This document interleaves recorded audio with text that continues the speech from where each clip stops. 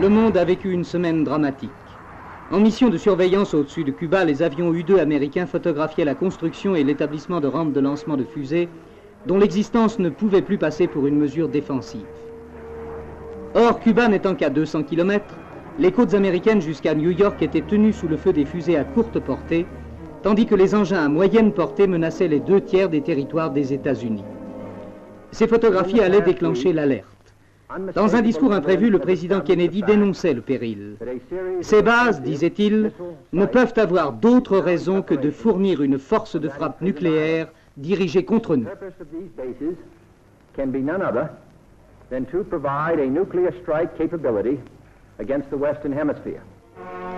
Il lançait en même temps le poids de la flotte américaine dans la balance en décrétant le blocus pour tout équipement militaire offensif à destination de Cuba.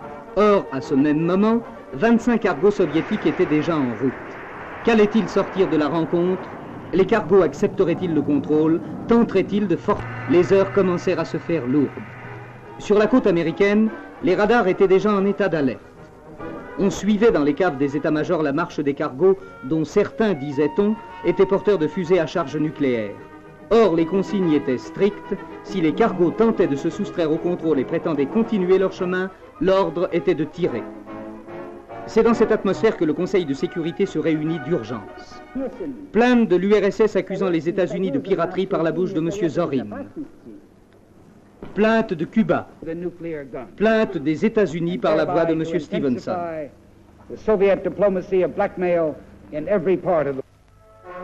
Dans le même temps, à l'Organisation des États d'Amérique réunie en séance extraordinaire, la place de Cuba était demeurée vide.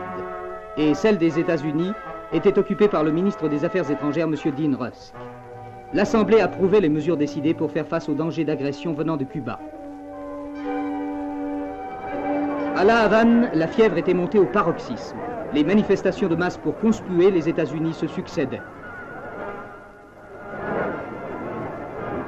Fidel Castro, lui-même, vint haranguer une population fanatisée qui brandissait des pancartes au slogan définitif. La mobilisation générale était déjà entrée en cours. On creusait des tranchées sur les côtes, les postes de DCA guettaient dans le ciel vide l'approche des bombardiers US et l'homme de la rue reprenait l'uniforme.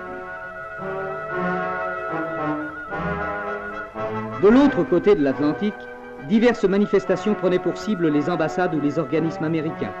L'une d'entre elles, celle d'Alger, répondait à la toute jeune amitié Algérie-Cuba affichée depuis la visite de Ben Bella à Fidel Castro. Qu'allait-il sortir de cette fièvre dangereuse? À Guantanamo, la base louée aux Américains par Cuba pour 99 ans, plusieurs milliers de marines étaient arrivés en renfort. Par contre, femmes et enfants étaient évacués. Tout était possible. Et puis, le miracle de la sagesse et de la fermeté eut raison de la fatalité des dangers en chaîne. Khrouchtchev détourna ses cargos et annonça la destruction des rampes. Reste tout de même Guantanamo dont Castro réclame l'évacuation. Mais l'heure du drame est passée.